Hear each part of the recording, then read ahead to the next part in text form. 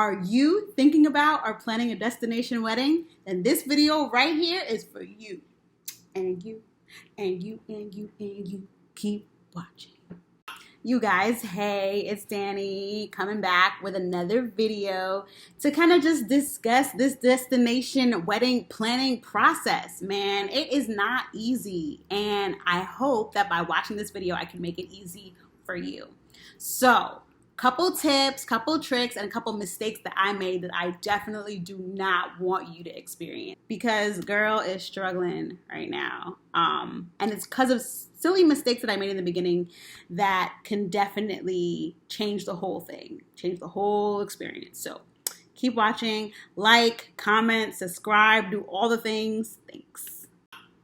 Okay, so let's get right into it. So if you are planning a destination wedding, I want you to kind of sit down with your significant other and start listing out names of people that you absolutely need to be there. People that you know will come. It doesn't need to be your whole guest list, because that's a whole other thing. But sit down and think of people that you know love to travel, people that you know you want at your wedding, right? A list of all of those names. And then I want you to create a poll for them. Yes. Why are we making a poll? So we are polling to see what are they looking for in a destination wedding, right? So obviously the needs of your guests are not going to come before what you and your partner want to see happen and where you want to go and what you want to do. It's not for that. But you do want guests at your wedding, right? Yes, nod with me.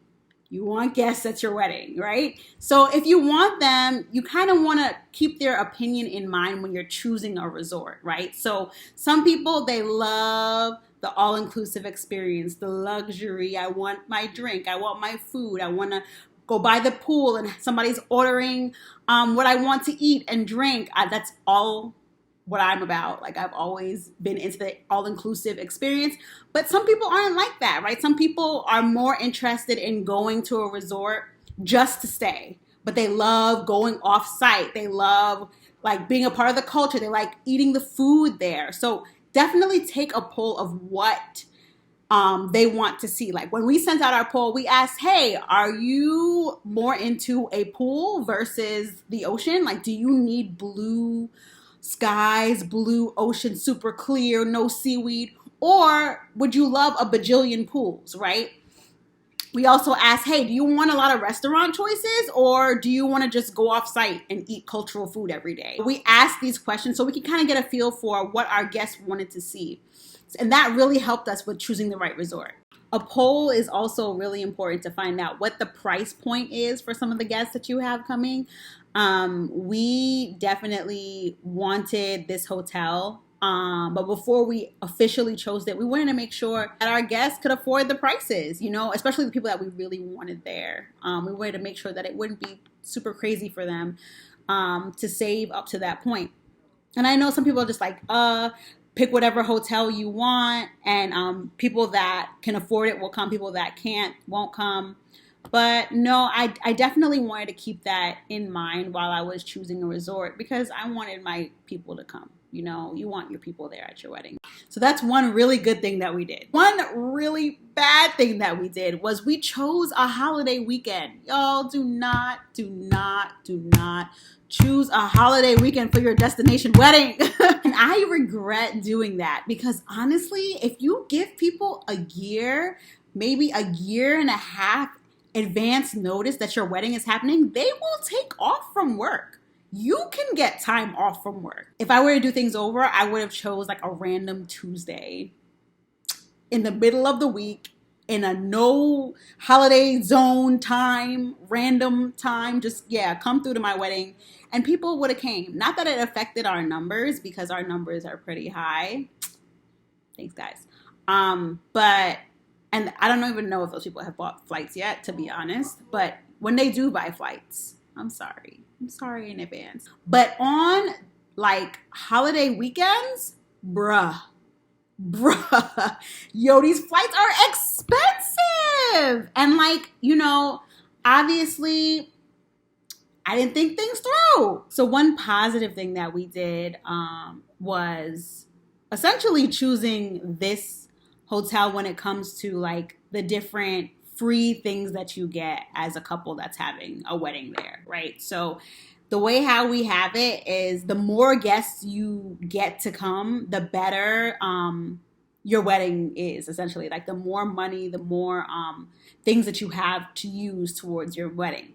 So if you're having a bigger destination wedding with a lot of guests, with a lot of family, like we are, then definitely I will talk about the actual resort that we're using in detail in a different video. But you could just like DM me or comment or whatever, and I'll tell you the details one-to-one. Definitely don't want to disclose the actual resort that we chose until after the wedding for security purposes. Not that I'm an extra super famous person that people will be popping up like, hey, but you know, just keep some things private until it's the right time. So yeah, but I do not regret choosing this hotel. Because of all the perks and the stuff that you get. Like, you essentially get a free wedding when you get a certain amount of people to come. So, and free, right? Because it's not actually free. You're not paying basically per plate. You're paying for other things, right? So you're paying for decor. You're paying for, like, the privacy. You're paying for the time for the workers that are allotted to your event. So you're paying for other things. It's not free. Definitely not free. Trust me. My pockets say not free. But it's definitely less expensive than if it were to be in New York. Because one, we have a huge family. And if 100-something people are booking to come to our destination wedding, then you can only imagine how many people would be coming to our actual wedding in New York. Not about it. No regrets there at all. So another mistake that we made is using the hotel as our travel agent, right? Big mistake. And I would watch a lot of videos. Like, everybody said, get a travel agent, get a travel agent, get a travel agent. It's super important that you do that. And I agree. But the hotel that we choose was actually under like a membership, right, of a wonderful family member. So we had like a 20% discount on all of our bookings because we used her membership. And the membership also gives you a planner, like a resort specialist planner person. And it also gives you like a travel reservation specialist. Horrible. And I was warned. I was just thinking about my guests. I was like, yo, if I could get my guests to like save some money, then whatever issues or whatever stress that I will go through by using the resort for this purpose, it will be worth it because I'll be saving their coins. But honestly, I regret this because even though they're saving money, they don't even realize that they're saving money, one. And then also the stress, that this hotel person puts them through is like puts us through. I really feel like they wouldn't even miss that money because at this point it's like super annoying. But using the hotel personnel as a travel agent, no. Get an outside person that's getting commission off of this transaction. Like, yes, please do not use one from the hotel. Definitely use one from outside. Use one that you can give their number to these people and they're not just emailing back and forth.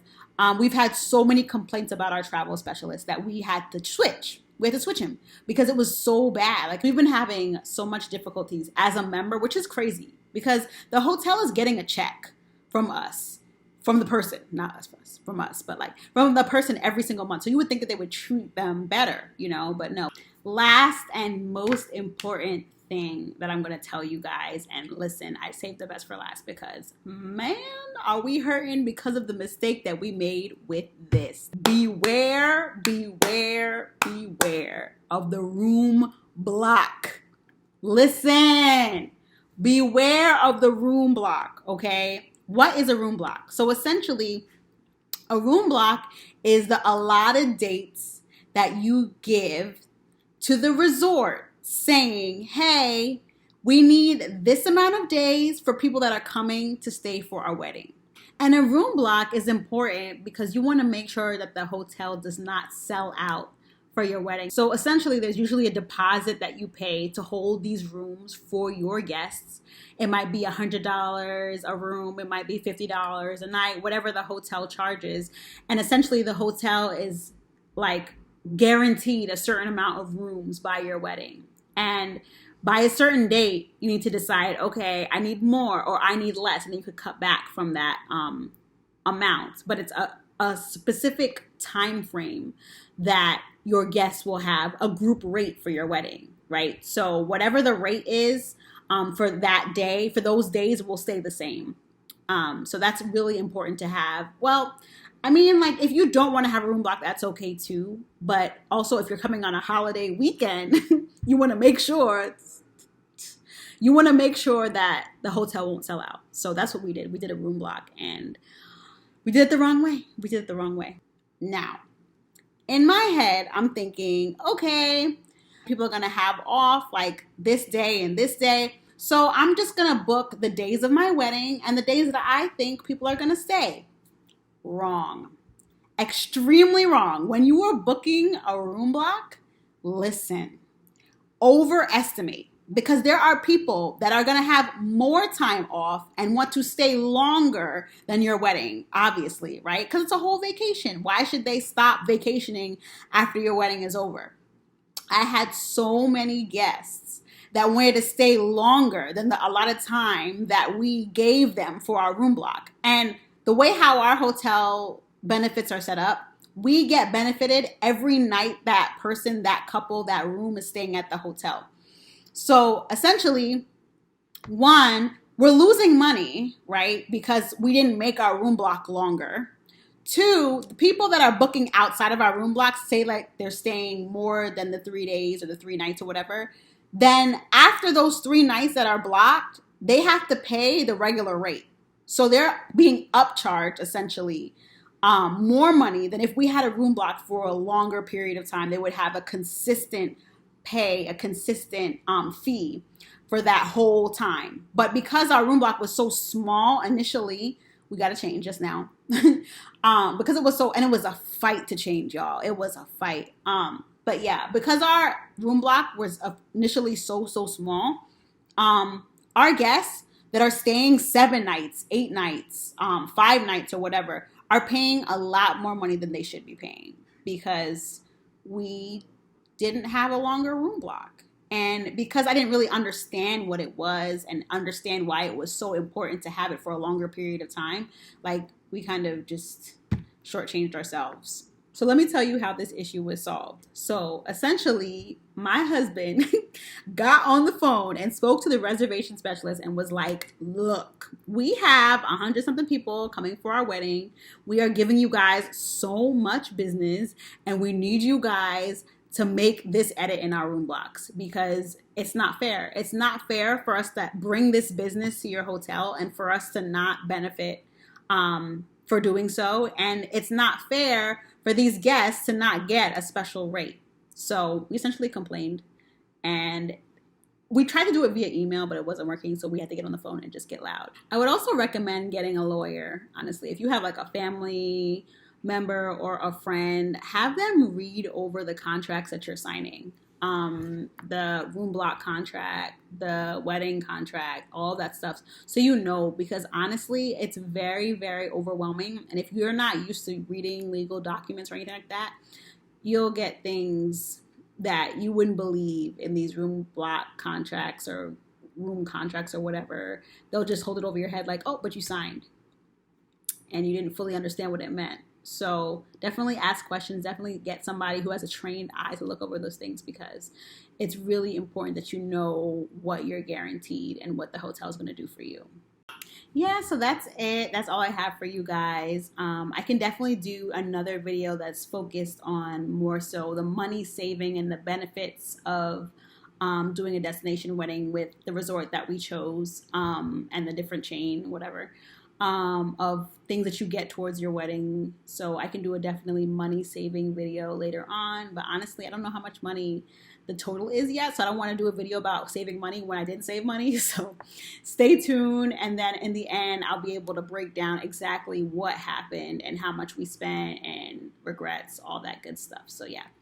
Thanks for watching. Enjoy the rest of your week. And yeah, love you. Bye.